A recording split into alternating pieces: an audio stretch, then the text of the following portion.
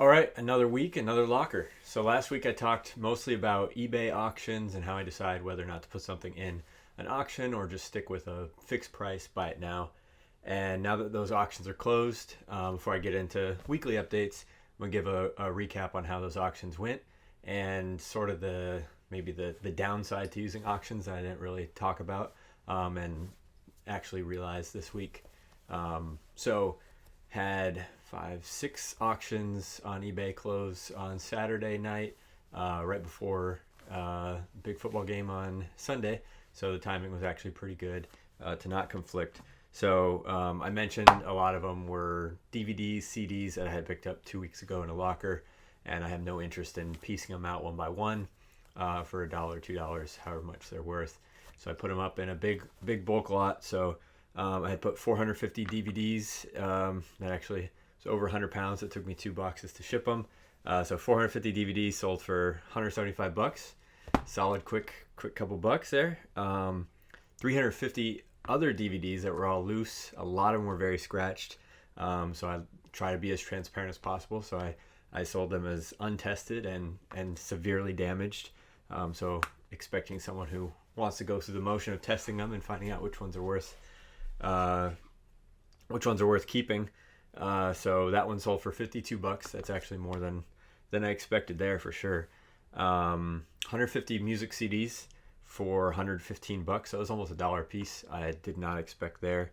I had another lot of CDs.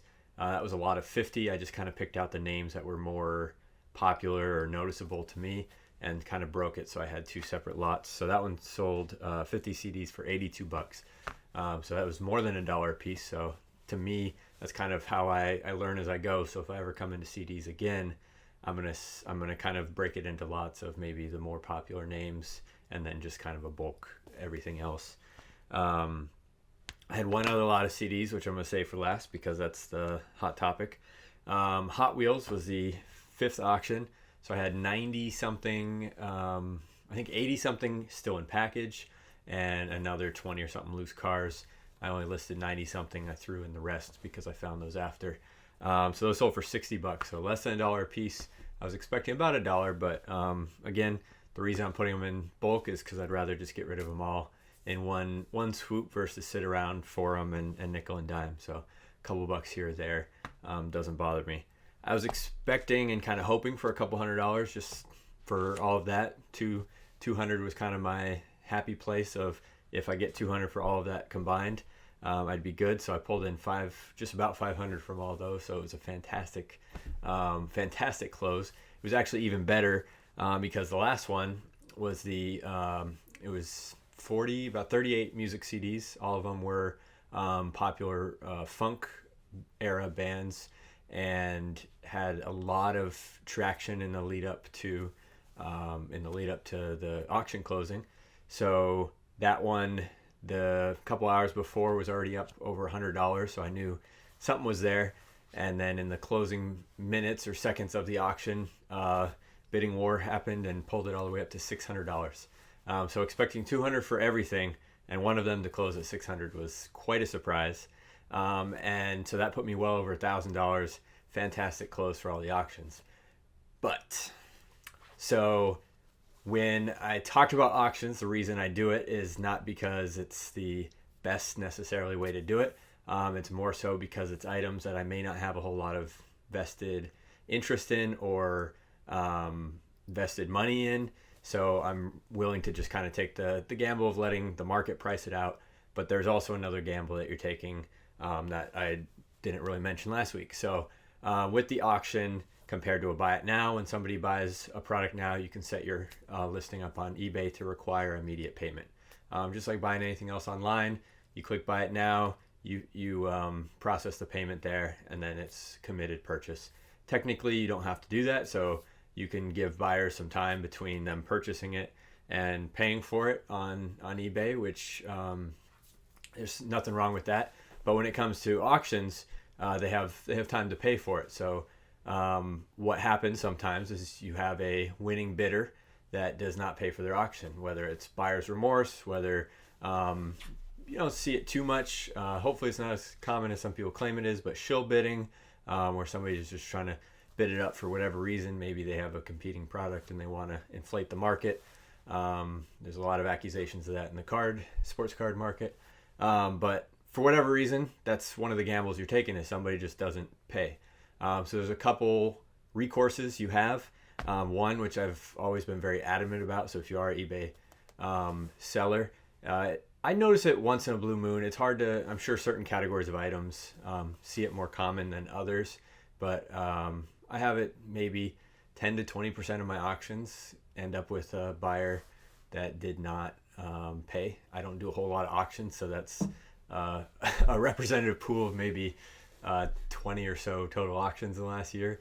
But so one thing that you can do is say they communicated with you, hey, I'm not going to pay for it. That was the case here. The person threw their hands up, sent a message, and they said, I don't know how the heck this happened. I didn't place a bid for that. Again, people make errors. It is what it is. But you do have to confirm your bid prior to placing it.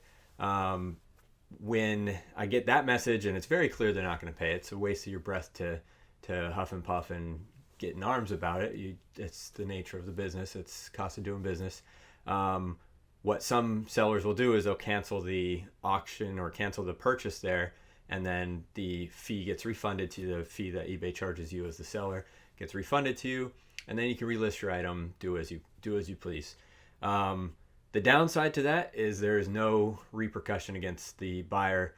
And again, regardless of if it's intentional or not, the platform of eBay is trust and transparency. So the recourse that eBay has in place when that happens is a couple days after purchase, the seller can open what's called an unpaid item case.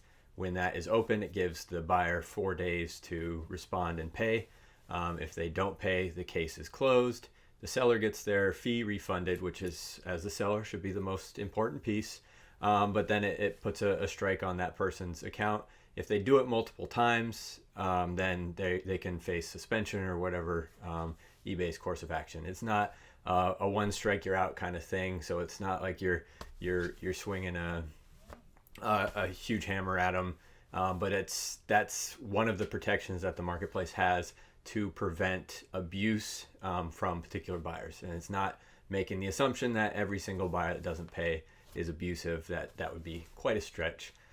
So whether you think that way or not, I highly encourage people to go that route, because it keeps eBay a much better platform for buyers and sellers. With respect to other recourse as a seller, so in this case, in order to get to that price, it takes two people to bid against each other. So the second place bidder, I'm able to offer what's called a second chance offer. I have never had success with this. I have read plenty of people who claim they do. Let me know if you have success with that. But basically, once you have clarified and closed the case that person is not paying for what they won, you can, if you choose that second place bid was to your liking, you can offer the item or lot or whatever to that second place bidder at their highest price. So even though they didn't win, whatever their last bid was, you can offer it to them at that. So in this case, it was $590. Sent the offer to them. Really didn't expect much, just because I've never had luck with it. I think it's been 2 or 3 days now, so no response. They think they have 72 hours to respond to that one. But that is what it is. And the last recourse really becomes you can relist it. So in this case, I had little to no expectations. And again, the reason I do an auction is because I don't know a whole lot about it and know there's a wide range of what it can sell for. And in this case, the fact that there was 30-something watchers on it, several hundred views over a 7-day period, is enough to tell me there's some interest there for those products. So this is that case where I'm going to kind of reassess, go back, because it's only 40 CDs. I'm going to go one by one, do the research, do the homework, and likely end up listing some of those as buy it now items at whatever price the market has for them. I've already done that for some. I have yet to identify what the heck in that pile is what drew all of the interest. It's very likely a very rare, limited edition, limited release CD, I'm assuming. I've yet to find if that's the case. Could be a complete fluke, and it was just a bot and unfortunate bidder with a typo. is what it is. But hopefully I find that one and end up with even a remotely close dollar figure to that 600. Even if I get 100 for them, I'll be good. So if I can't identify what was so unique about it, I'm still on the fence right now. I'll decide probably by this weekend. If I can't figure it out, then this goes right back to I've got very little skin in the game. That $500, I was in for about $600 that week with those 3 lockers I purchased that yielded all those items, including the U-Haul truck and everything, the dump fees. I was in for about $600. So that $500 plus a few other things I sold prior to those auctions, I'm already in the black on this. So I'll very likely, I'm leaning towards putting it back up as an auction, letting it play out. I think that'll actually end up being a very interesting check back and learning lesson. Hey, it closed at 600 this week. Next week it closed at $42. Well, it is what it is. So that'll be interesting. I'll probably end up, now that I talk it out, probably end up going that way just to play the gamble, and that's the fun.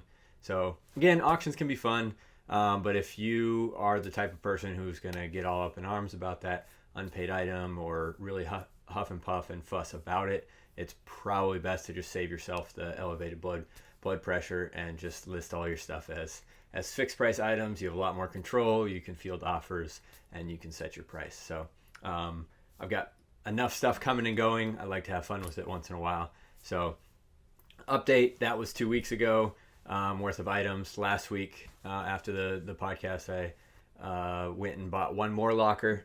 At this point, I've got enough stuff to sell. I'm only buying very small things and sometimes for utility.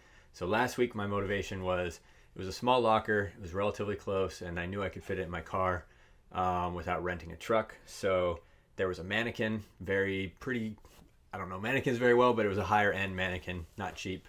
Would have cost me well over 100 if I went and bought it, even on Craigslist or OfferUp or Facebook Marketplace. So I bid it up. I was willing to go up to maybe $100. I got it for 80. I was pretty stoked about that. In that locker, you could also see like a trash bin with some hangers, another bin with some hangers, and from past experiences, when you see that, that's usually somebody's already picked through their stuff. There's really not going to be anything in there. So there was like a bookshelf, like a cheap IKEA bookshelf, and the mannequin. I was literally only bidding for that mannequin. I get there, and very pleasant surprise. Entire tote of pretty good branded shoes, 2 totes of designer jeans, 2 or 3 racks of designer clothes. So it was a turnkey boutique, already listed over last week, listed a couple dozen of those items, and already doubled my money on that and got a mannequin out of it. So sometimes you win pretty big like that, and obviously doubling your money on $80 isn't paying a ton of bills, but still have a ton of stuff, and that'll actually pay to be probably one of my better ones this year.